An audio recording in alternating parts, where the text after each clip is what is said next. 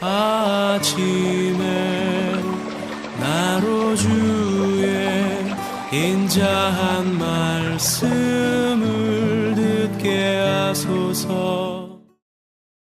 성도 여러분 안녕하세요. 수요일입니다. 오늘도 하나님의 사랑이 여러분들의 삶의 자리에 가득하기를 간절히 소망합니다. 말씀 한 국 봅니다. 느헤미야서 6장 15절부터 7장 4절까지의 말씀을 봉독해 드립니다.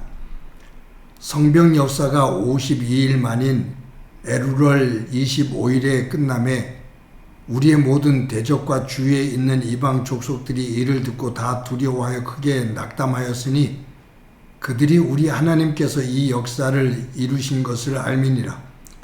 또한 그때 유다의 귀족들이 여러 번 도비아에게 편지하였고 도비아의 편지도 그들에게 이르렀으니 도비아는 아라의 아들 스가냐의 사위가 되었고 도비아의 아들 여호하난도 베레가의 아들 무슬람의 딸을 아내로 맞이하였으므로 유다에서 그와 동맹한 자가 많음이라.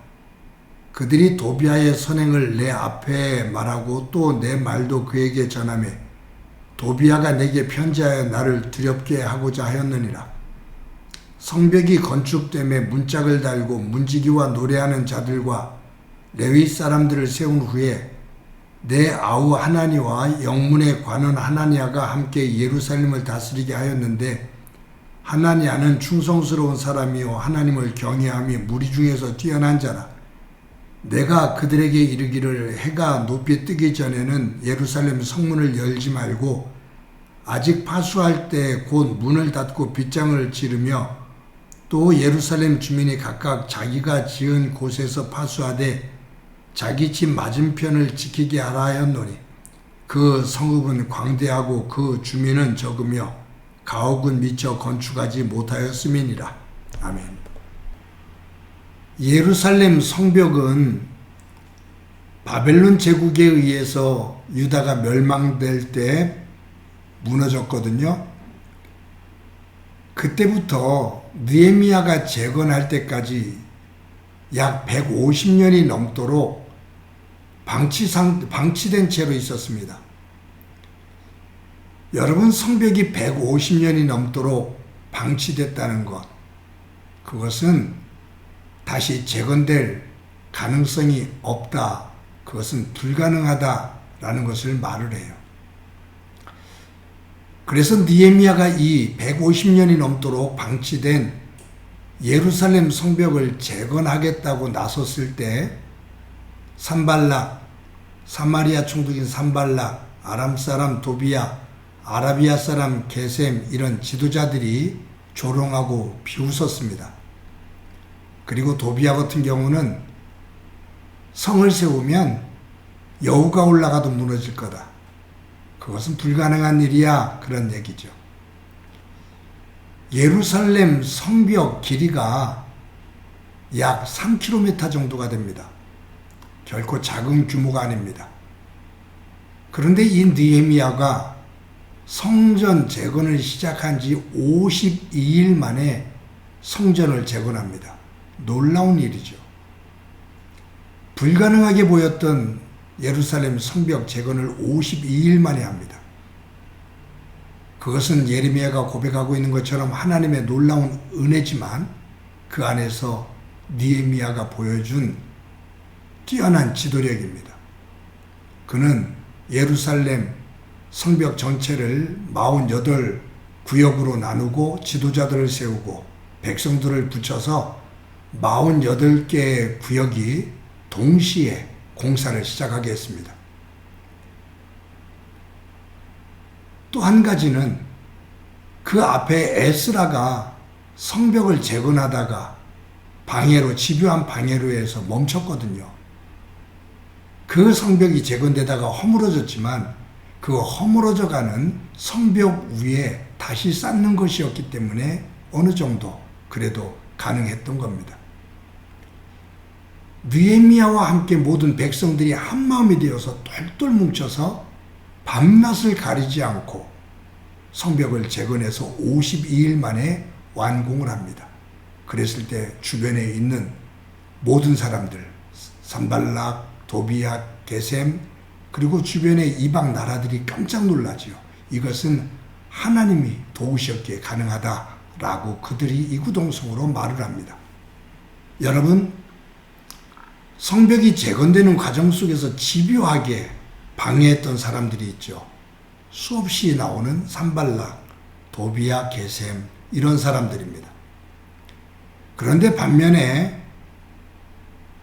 이러한 예루살렘 성벽을 재건하는 데 있어서 적극적으로 헌신하고 참여한 사람들이 나옵니다.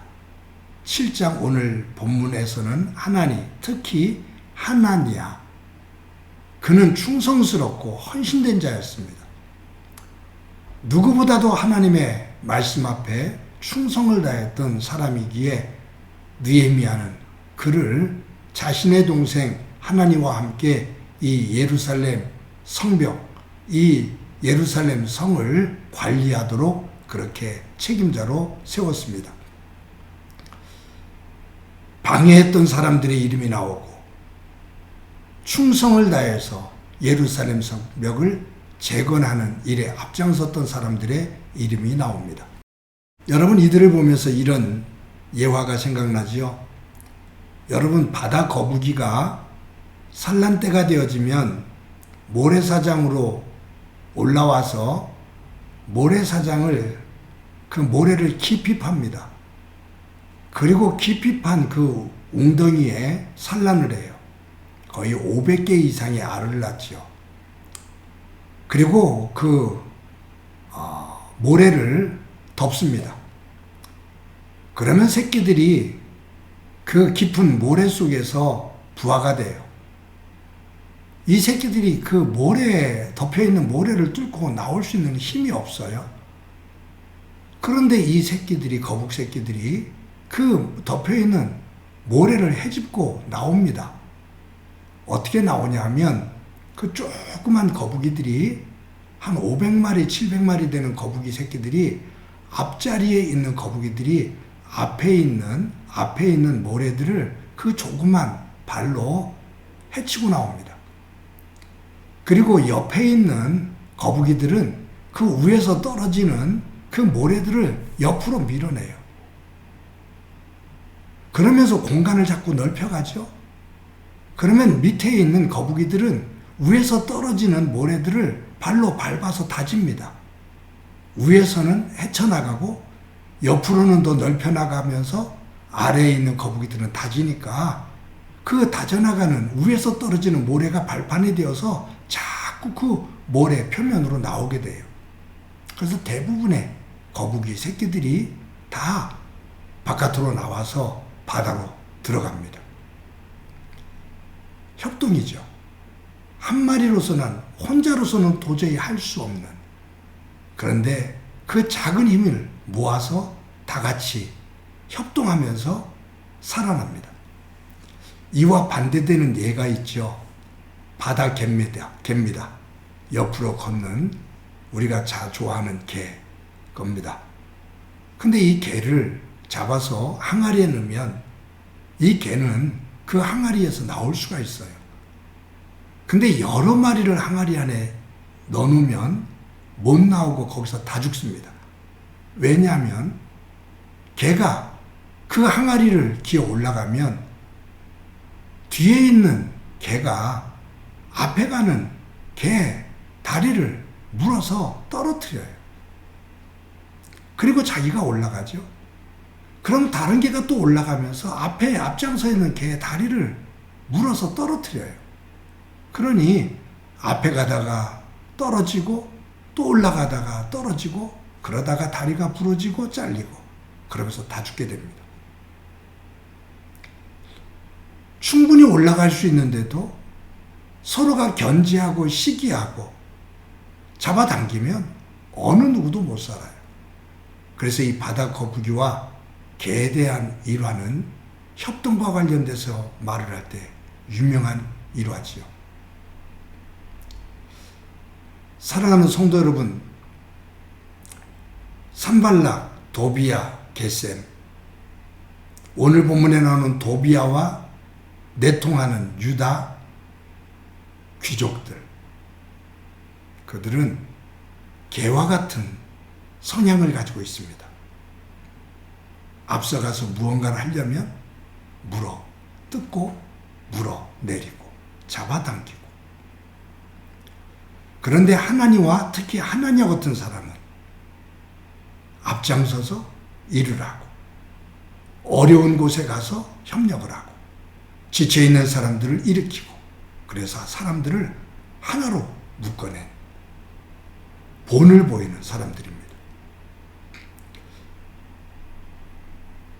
성도 여러분, 저와 여러분이 살아갈 때 사람은 혼자 살 수가 없습니다. 예쁘게 사는 사람들을 보면 협력하면서 삽니다. 예쁜 가정들은 약함을 알면서 서로가 격려하고 서로를 세워줍니다. 못된 가정은, 무너지는 가정은 똑똑하고 잘났는데 서로 것을 이야기하면서 서로를 주저앉히고 서로를 비방하다가 다 무너집니다. 교회도 마찬가지고요.